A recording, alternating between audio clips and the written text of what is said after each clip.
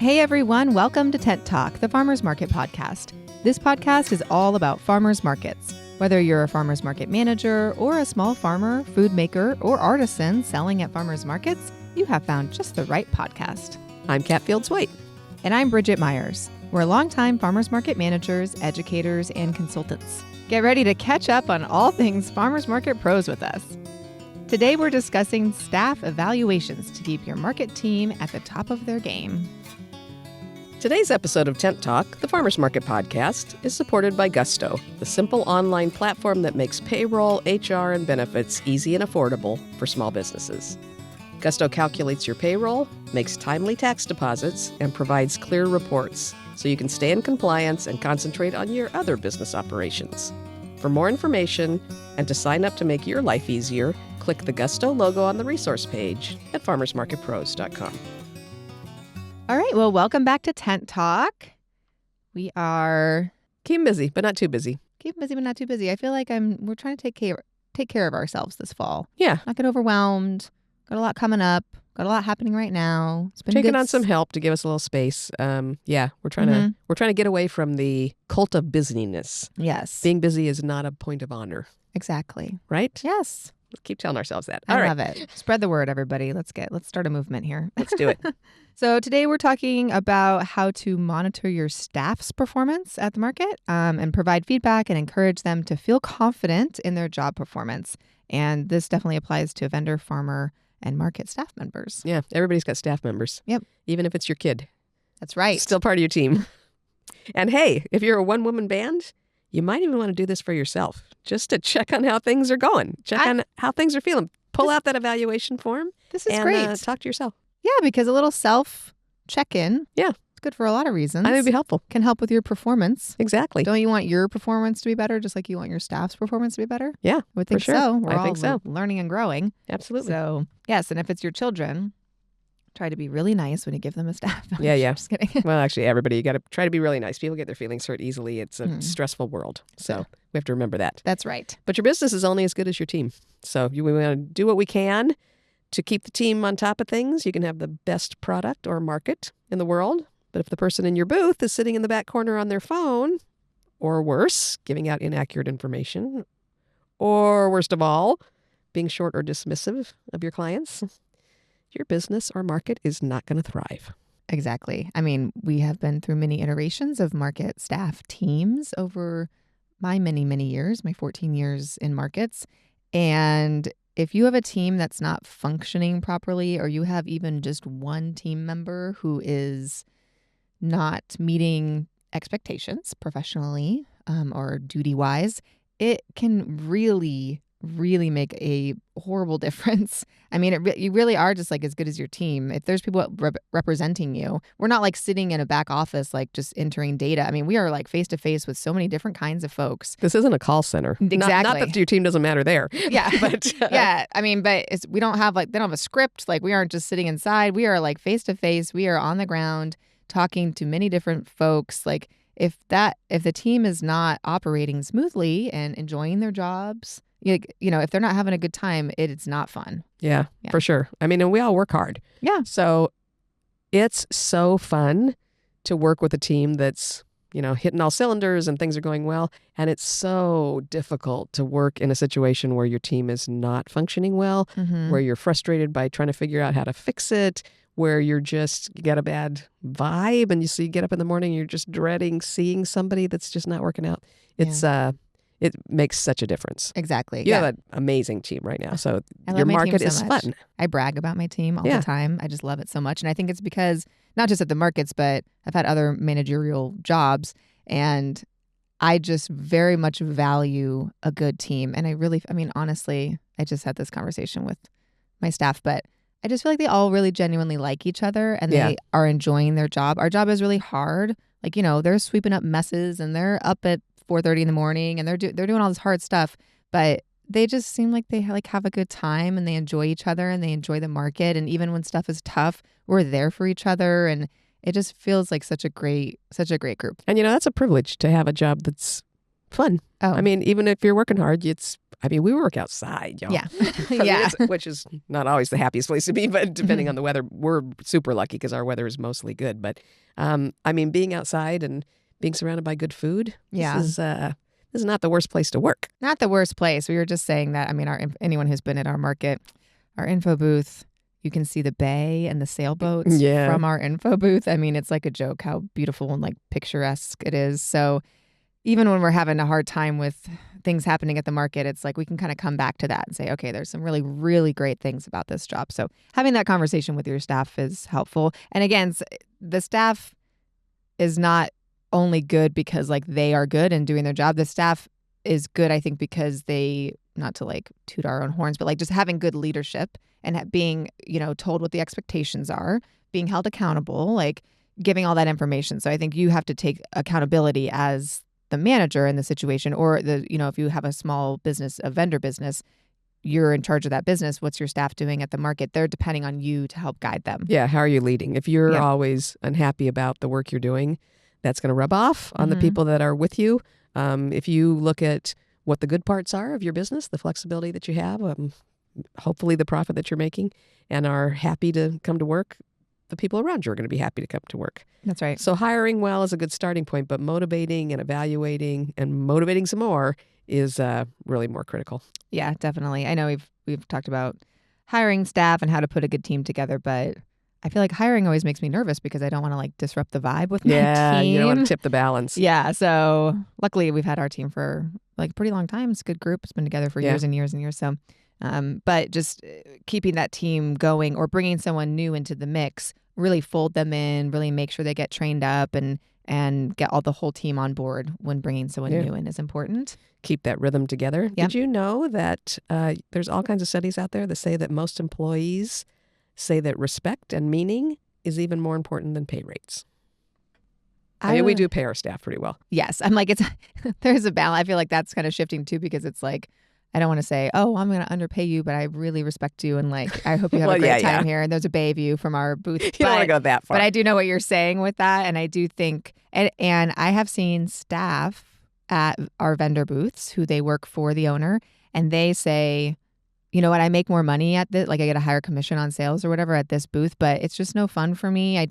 The owner's not very engaged. Like, I'm not really into the product. I'm going to go work for this other vendor where it's really fun. The owner's there. They give a lot of kudos. It's like, they let me trade a cookie or two. Exactly. Yeah. There's like little perks and things like that. And it just feels like more of a relationship with the owner of the business. And so they'll take a little bit of a pay cut to work at a place that makes them happier. Yeah. I think it's good. Like society, we're all thinking about self-care and boundaries and all those things. So like working at a job that you enjoy, it's very important. It is important. Yeah. You spend a lot of your time at work. Let's make it happy time. Yeah. So to do that, we're looking at employee evaluations, which we've been really good at sometimes. We've gotten busy and not been quite as good at it other times. We're really kind of getting back into it, and we're having a good time with it. So evaluating your folks regularly and consistently, it just keeps everything moving along smoothly. It nips any issues in the bud. You don't want to steam about something and just let it keep going until you explode. You want to catch things early, and it's more satisfying for your staff if they know what your expectations are. You want to set equal expectations for all members of your team. Obviously, you may have, a manager on duty or a team leader at certain points, and so they're expected to do maybe a little bit more in terms of communication or uplifting the rest of the team. But basically, you want to make sure that in a position, one person that's in that position has the same expectations as the other person that's in that position. So, equality is important. Yeah, be consistent.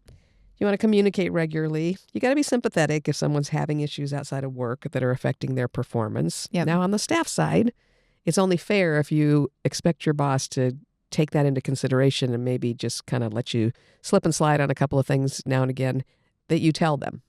I mean, communication goes both ways. So hopefully your staff is comfortable knowing that they can talk to you and say, you know what, I've got this really kind of difficult family situation going on. I expect it to resolve soon. Obviously, you need a certain level of performance in your business, so you can't necessarily let that go on forever. At that point, it might be time to look at, a leave of absence or something. But if it's something that people feel like they're dealing with now, it's kind of at its peak right now, they expect it to calm down. Could you just give me a little leeway on attendance or what have you?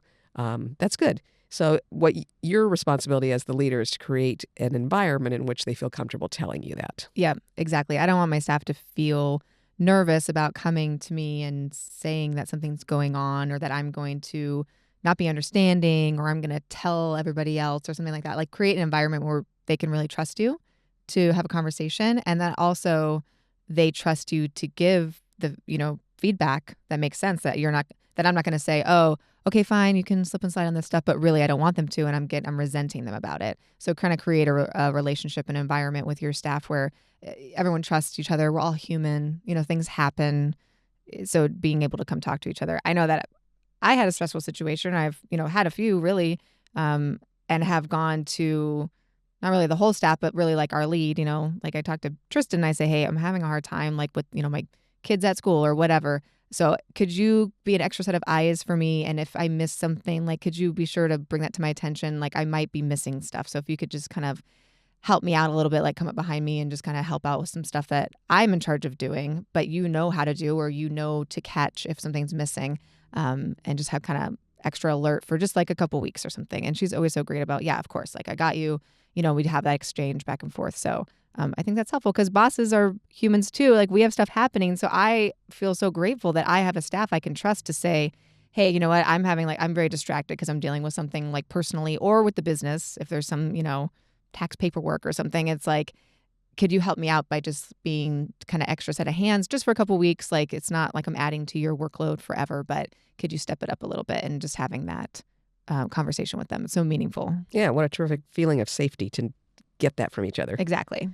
And then when you're doing evaluations, be sure you build into that acting on the evaluation. Nobody wants to waste their time reading emails or being in meetings that don't actually lead to any action. So if you have a conversation about, hey, this is working and this isn't working, have a plan for making that not working part either change or get delegated to somebody else, or maybe it's not something we need to be doing at all. But everybody on both sides should know that there's an action that can be taken to fix things that aren't ideal. Mm-hmm. So they don't feel like they're wasting time going through evaluations because we said we're going to do an evaluation this month. Yeah. And then they're just left in the same kind of situation. So if there's a challenge, let's try to write it. But then if it doesn't get fixed, what are we going to do next? What's the next option? What's the next step? What's plan B? Yep, exactly. Yep.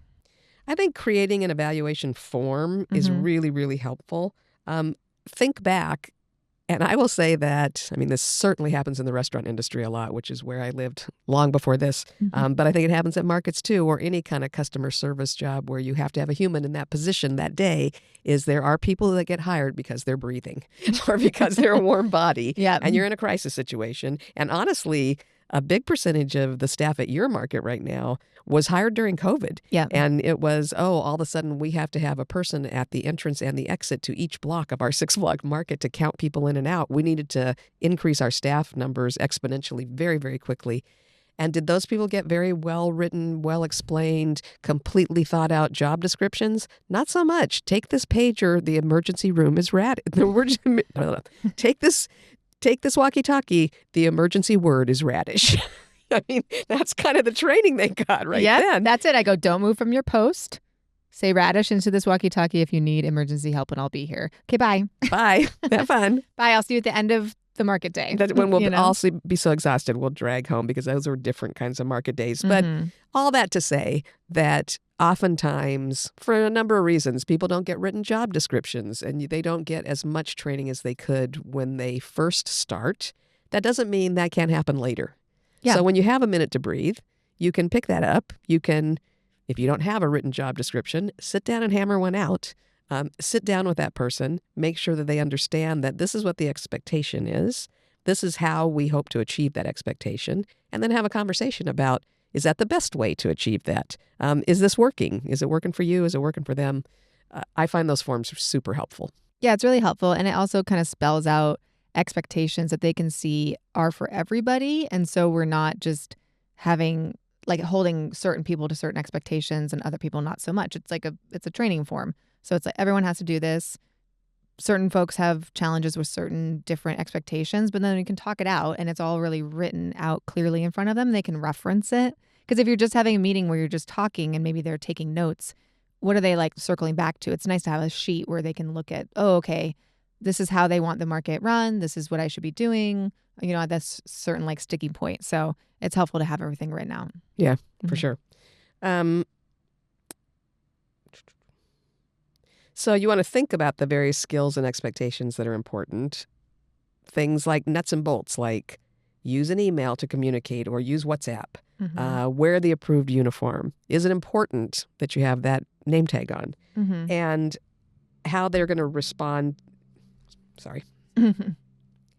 So you're thinking about the various skills and expectations, and some of those are really basic nuts and bolts stuff. How do we communicate with each other? Do we use an email? Do we text? Are there walkie-talkies? Do we use WhatsApp?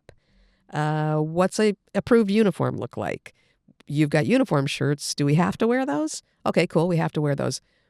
How much flexibility do we have on what we wear under them? Is it okay to wear shorts? Is it Mhm. okay to wear long shorts? Can we wear jeans? Can they be cutoff jeans? All those things that if you spell it out, then there's no situation where somebody arrives at the market and you say, oh my goodness, you can't wear that to work. So have those expectations written out. And then you get into more complicated things like how do you respond to this or that kind of scenario? At what point does something become an HR issue versus just difficulty with a fellow employee? So all Mhm. of those things, the more you spell them out, the better. And then I like the tip that we heard, I think, from your husband, the coach, on Mhm. giving staff a chance to evaluate themselves on that form Mhm. before you evaluate them. So really write out what the expectations are and what the different aspects of the job are, and then ask them to self-evaluate. So maybe on a 1 to 4 scale, how successful do you feel at this piece of your job? How proficient do you feel at this piece of your job? And then you can ask clarifying questions, of course, if their rating is markedly higher or lower than yours. I mean, that's what's kind of surprising about that sort of thing sometimes is sometimes you'll think somebody's doing amazingly at something and they don't feel like they're owning success at that. Yep. Or you're really concerned about some aspect and they're like, oh, yeah, that's fine. I never have a problem with that. And you're like, wait, you do. Oh no, now we're having like a self-awareness That's conversation. right. Yeah, my husband did say that he does like coaching with teams and boards at credit unions, very niche. But he said that this is a good way to help the conversation flow instead of your boss is sitting down with you and telling you all of your challenges. Because if I say, well, how do you feel that you're doing on this? And then the staff says, you know what? I know that I have some issues with this. Um, these are the things I've actually been doing to try to get better at it, which maybe you don't know that they're even working on it. These are some ways that like the way that certain things are set up at the market make it harder for me to do this. This is what I need help with. So they can kind of come forward and tell you how they feel about it. And then you can say, I agree. Yeah. Instead of saying, you're not doing a good job at this, because it just creates a different kind of conversation. So if they're telling you how they're feeling about it, what their challenges are with this, they're acknowledging and taking accountability for something that they're not doing, perfectly, then it's a different conversation. It just makes everybody in the room feel a little bit more open and kind of trusted in that relationship. So I have found that to be true, and typically turns out to be a much better conversation than me just sitting down and saying, okay, you're not achieving these things. And I think it's helpful. Like we said, I mean, we should do a self-reflection on our own performance. And so give your staff the opportunity to do that too. Yeah. It's And I really think that helpful. that moves you so much more quickly towards solutions. They learn more that way for sure. Yeah. And of course, you want to remember too that whether it's having that conversation or whether you're checking things off the list, you don't really want to start with this what's not working. Yeah. You want to start with load your form and your conversation with some chances up front to show appreciation, because I can just about guarantee no matter who your team member is, there's probably some things that you'd like to work on to make a little bit better. But if they're with you, it means that they're doing a lot of things right that you appreciate about them. And you know what? Maybe you've forgotten to tell them. Maybe it's been busy and they haven't heard or they don't realize that you love how they do associating with other members of the staff, or you find it incredible how attentive they are to EBT customers or somebody that's having maybe a disability issue and having a hard time getting through the market.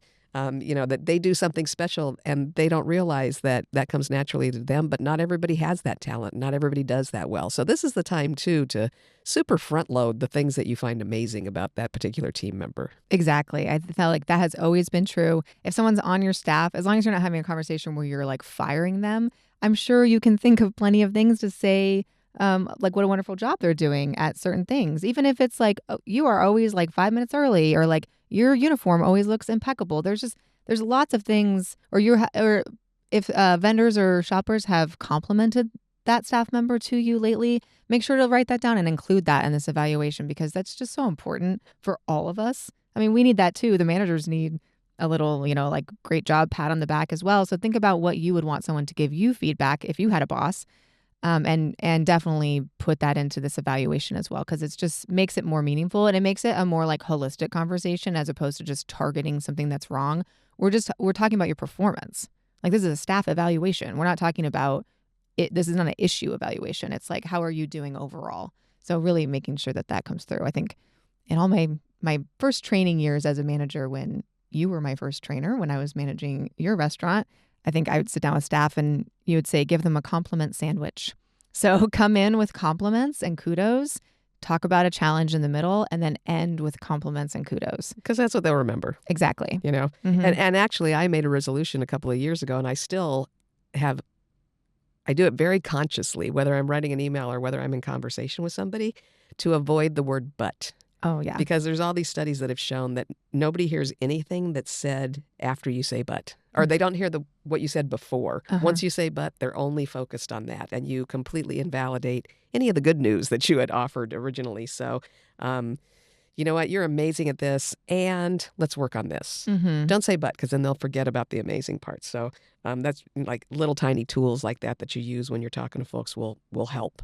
That's a good tip. Yeah. And I like to do it.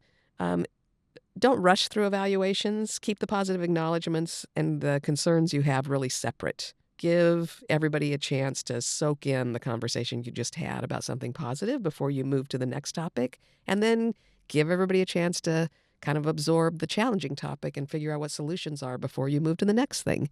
Don't rush, because people need time to process when they're being told that either that something's wonderful, they need a chance to take that in. Maybe they don't get told that often enough. Or when something's challenging, they need a chance to kind of come down from any defensiveness that's natural in a human when they're told that and get into the solution mode. Yeah, exactly. If you're kind of rushing through it and maybe you're nervous to give someone feedback like that because it's nerve-wracking. You don't want to tell someone that they're doing something wrong or that you don't like. So you might try to be like hurrying through that. But it doesn't give the two of you a chance to have them absorb it and think about it. And then usually I say, like, do you have any questions about that? Like, what are your questions about how the expectations are not quite being met? Like, and is there something that we can do to help you better, function in that situation? So if you don't give space for that, those conversations don't happen, and then you won't come to like a full conclusion on that, and things won't improve. Right. If you don't leave that space open for them to absorb it and think about it and to come back with questions. Yeah, I agree. I think it's really important when you're doing an evaluation, just like I think this is really important to all parts of life, that you include the backstory when you're asking for things. It's so much more motivating to be told why to do something as opposed to just being told to do something. Why does it matter if you wear your name tag and uniform? Well, because vendors need to be able to find you. If you're a farmer and you're selling things and your staff is in a nice clean uniform, when somebody gets that tomato home and it's the most amazing thing they ever ate, they'll remember who to come back to buy more next week, because that uniform makes a difference. So explaining that to the people that you're trying to motivate to wear a uniform, a nice clean uniform every week, is way more effective than just saying, we require uniforms. Tell them why. Tell them. Hopefully you're not coming up with rules or requirements that have no actual use just for the sake of coming up with requirements. Yeah. So tell them why. Yeah. I mean, and we've had this conversation a lot too. And I think just thinking about what is important to you and what do you, when you go to another market, like what is important to you? Like, how does the staff look? Like, what do you appreciate as a shopper? And maybe I'm trying to emulate that kind of situation as well. I think sometimes with the name tag, staff might think, oh, well, then people are going to say, well, Kat was rude to me or something like that. And I will say, like, from a manager's standpoint, yes, sometimes people will say, oh, well, Naomi told me this thing. And so they call her out by name. But really, I get a lot of, you know what? Like, Tristan was so friendly today. She helped me. My car stalled out as I was unloading. And Tristan called Chase. And Chase came over with jumper cables. And they were so great. And I think that it gives them kind of confidence to send me that message. Because maybe if they don't know your staff's name, they might be embarrassed to be like, oh, your staff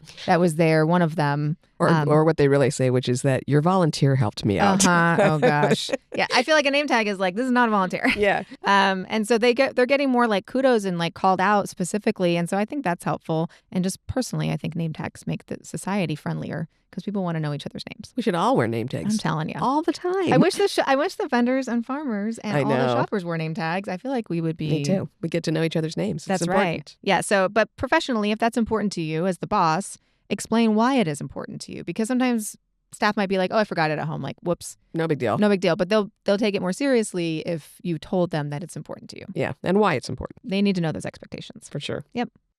And then when you're wrapping up, I think this is an important piece of evaluations. Ask for your team members' concerns and suggestions. Yep. And listen. Because like your team member, we're all humans. We may initially feel defensive about suggestions. Yep. But if we really listen, we have the opportunity to explain why we do certain things. Maybe somebody's going to criticize a rule that we have. That gives you a chance to explain it. You may find out that some rule that you have is leading to misunderstandings or making folks' jobs harder unnecessarily. Maybe there isn't a good reason for something. Maybe you've got one of those things that we do it this way because we've always done it this way. That's not always the best answer. Yeah. And maybe you don't notice because we've always done it this way, but they can have that opportunity to say, I don't know why we do this like we do it. Couldn't we do it like this? And you know what? You may get one of those light bulb moments. It may make complete sense because they're front line doing the work. They may understand better than you that a price tag that sits here next to this product makes more sense than one big board with all your prices on it. Yeah. You know, maybe they have a lot of customers asking about what cuts a meter available that day, when if you just had a system where you crossed the sold out ones off the board, they wouldn't have to do that. They wouldn't be disappointing people and saying no all day. They can have really good ideas. Let's open ourselves up as supervisors and bosses to listening to the folks that are doing a lot of that work and that may have come to brilliant conclusions. Absolutely. I feel like our staff and even like the farmers and vendors at the market, they give me great ideas all the time.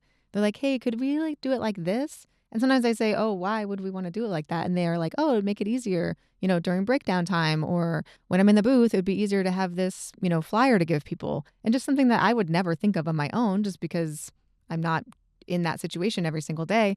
But it makes perfect sense. And your staff, I mean, really, you need to trust them to give you good ideas. And sometimes you can say, oh, you know what, we've tried that in the past and it didn't work. Yeah, and you can explain why. Yeah, or this is why. actually a legal requirement. Yeah. We have to do this like this. Yeah, or this is why we can't do this or something. But then at least give them the space. I mean, and if you come at it like that, like, oh, you know what, we've tried that. This is why we can't do it. Instead of like, what a dumb idea. Like give them the space to come forward with good ideas because I guarantee you're going to get some good stuff from them. For sure. Yeah. And do you know how motivating it is for people when they see one of their suggestions in action? Mm-hmm. I have seen people just shine when the boss has listened to what they have to say. They've adopted it. They've printed that flyer for us all to give out. They've picked up that piece of equipment that makes their life easier and added it to the operation. They get so proud and happy because everybody wants to be listened to. That's one of our really most basic needs. Oh, for sure. For sure. Yes. I think that's important to remember. And they'll just appreciate you listening. Again, just bringing your team closer together. So there's lots of things you can cover with your staff. Even if you have volunteers, I know we kind of get into like a legal, like they're not your employees. So, this is not legal advice, but I think it'd be good to give your volunteers kudos. Call it feedback maybe instead of an feedback. Evaluation. Yeah. On a volunteer level. Yeah, just a little feedback, a little like information page that has some important points that you want to make sure that they're all consistent on, and just make sure you're giving them that information all the time. Because even if you train them really well, I mean, stuff wanes away. If it's not coming up every single market, you might forget, oh, what do I do if we're short a couple barricades? Because we're not usually short a couple barricades, but what is that protocol? So just kind of reminding them about what the systems are, you'll just have a much smoother experience Absolutely. as a supervisor. So do yourself a favor and do these. So definitely recommend. We definitely couldn't do what we do without our teams. So giving them the chance to do their best and feel appreciated is the best investment we can make in our markets and our businesses. Teamwork really does make the dream work. Thanks for listening today, and big thanks to Gusto for supporting farmers markets, farmers, and food makers by making payroll, HR, and benefits easy and affordable. Find more information and sign up by clicking the Gusto logo on the resource page at farmersmarketpros.com. Thanks for listening to Tent Talk today. Please leave us a review on your podcast app or wherever you listen to Tent Talk. Let us and others know how you're enjoying the podcast. Be sure to subscribe so you don't miss the next episode of Tent Talk. Connect with fellow Farmers Market folks in our private Facebook group, the Farmers Market Pros Community, and follow us on Instagram at Farmers Market Pros. Find online education and other resources at farmersmarketpros.com. Tent Talk is brought to you by Farmers Market Pros, where passion meets profit. Tent Talk is hosted by Kat Fields White and Bridget Myers and produced by Leandra Hayes, with original music by David Mead. Tune in next week for another great episode.